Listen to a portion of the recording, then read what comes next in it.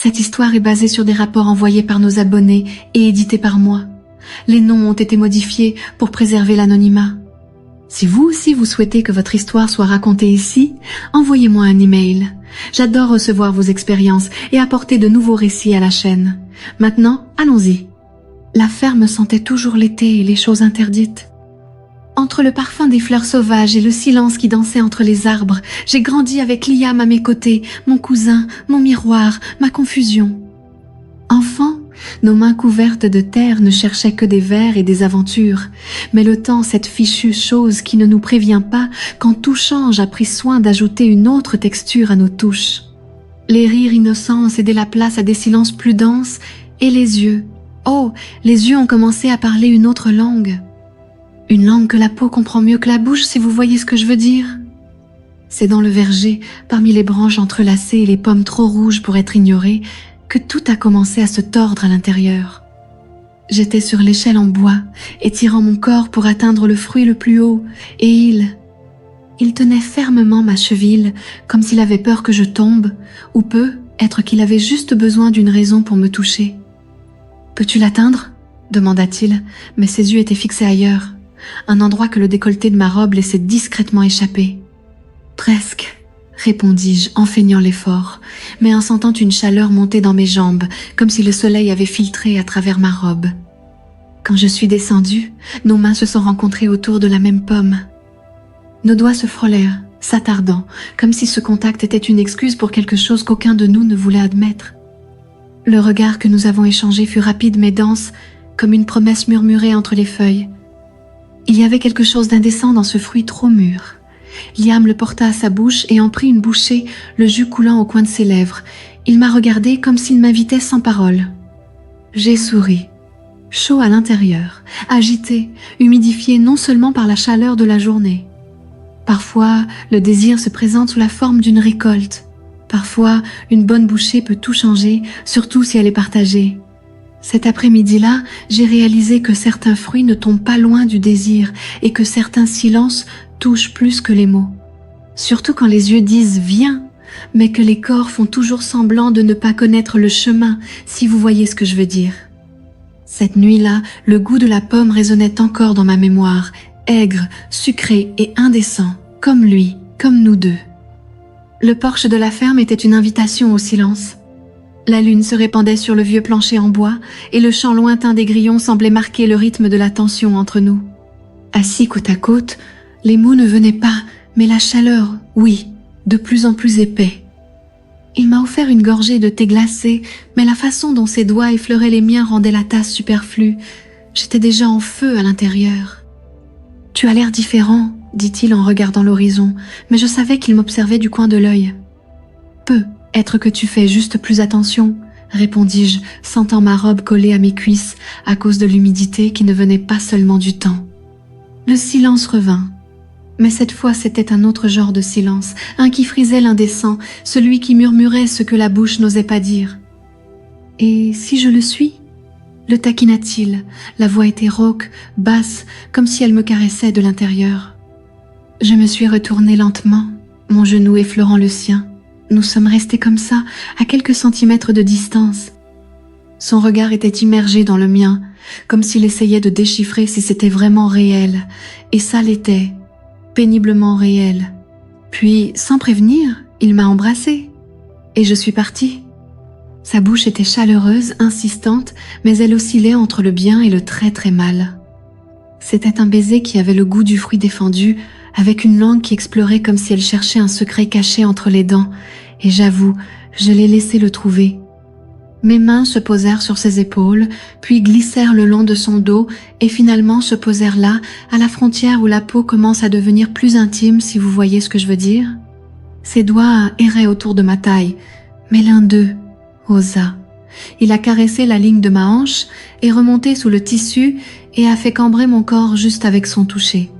Nous étions en feu et la brise nocturne ne parvenait pas à rafraîchir quoi que ce soit, parce qu'à ce moment-là, le monde s'est arrêté et nous avons tous les deux commencé.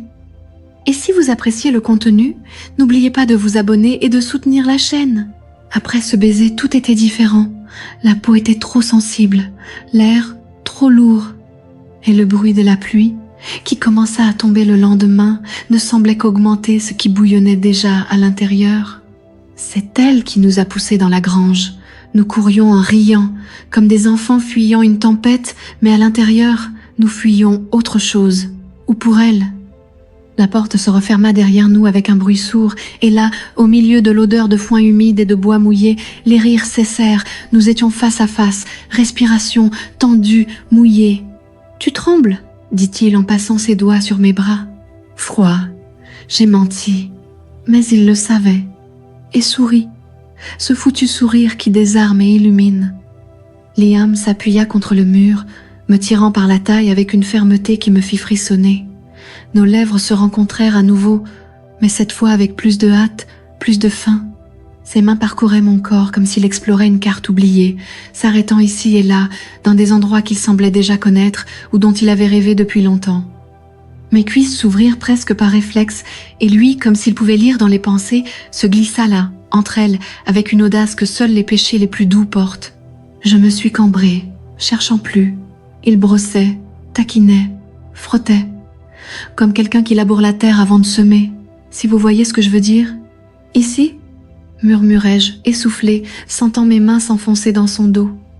C'est là que tout fleurit, répondit-il, et ses doigts commencèrent à picorer, lentement, comme quelqu'un qui savoure chaque étape de la maturation. Il y avait quelque chose de sacré dans ce chaos. Des corps se déplacent entre des bottes de foin, des vêtements montent, descendent, disparaissent entre des soupirs. Le bruit de la pluie dehors était complice, cachant les gémissements qui s'échappaient malgré les tentatives de silence. Quand il m'a pris, c'était comme traverser la peau du monde, une plongée profonde, chaude et nécessaire. Mes jambes se refermèrent autour de lui comme des racines serrant la terre. Et nous avons avancé ensemble, dans des rythmes déséquilibrés, vers le sommet. Il m'a laissé goûter sa force, et moi, les yeux fermés, je l'ai laissé savourer mon fruit mûr. Et il a mordu dans chaque morceau, avec délectation, affamé, soif, et sans aucun regret, si vous voyez ce que je veux dire. Après la grange, chaque contact semblait ramener le souvenir de ce que nous avions fait, et le désir de le refaire. Et encore, seulement maintenant, plus prudemment. Les jours passaient lentement, mais nos corps ne savaient plus attendre. Liam et moi avons échangé des regards par-dessus nos tasses de café, feignant la normalité tandis que nos jambes se touchaient sous la table, comme des racines poussant en secret, si vous voyez ce que je veux dire. Sont-ils suspects ?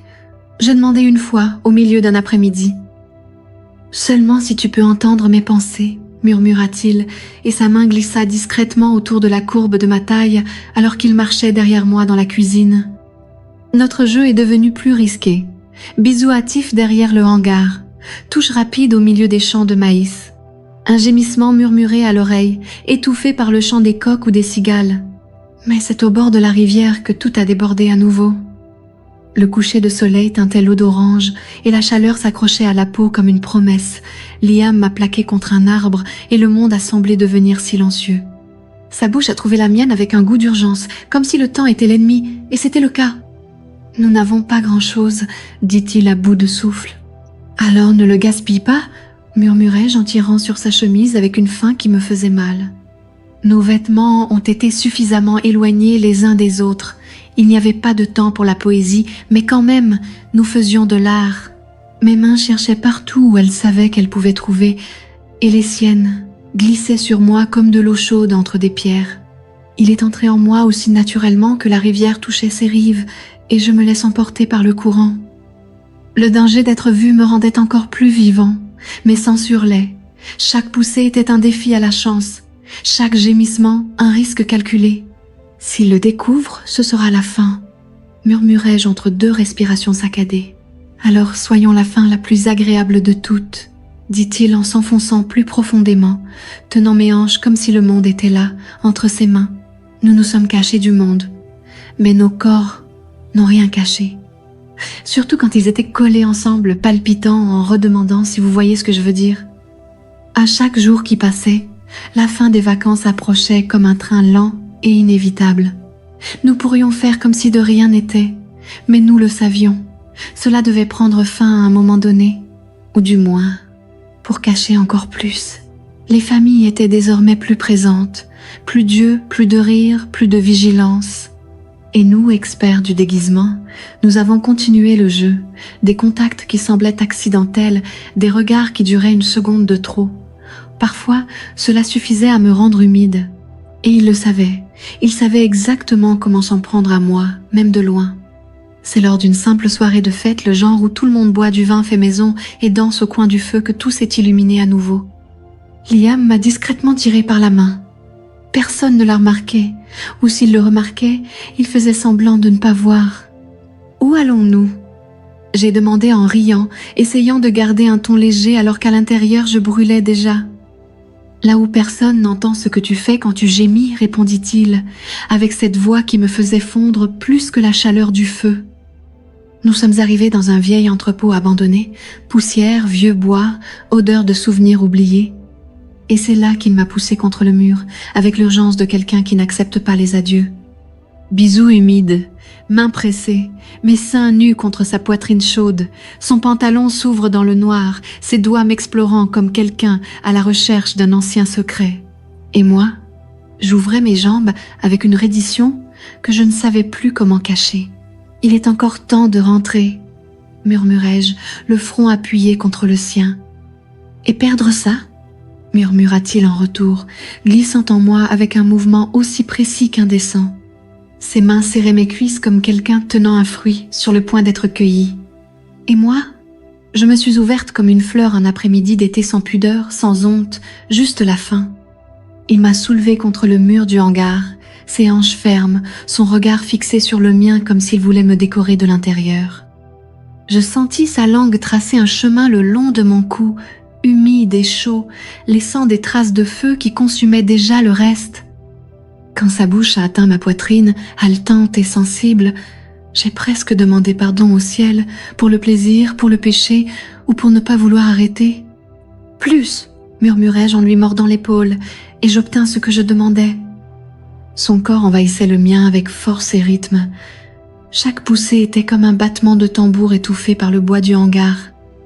Mon dos raclait contre le vieux mur, mais tout ce que je pouvais goûter, c'était d'être dévoré. À chaque poussée, mon corps en demandait plus. Il a crié en silence. Il m'a dit avec ses yeux que là, dans cette obscurité poussiéreuse, j'étais à lui, entier, mouillé et livré. Et je suis partie.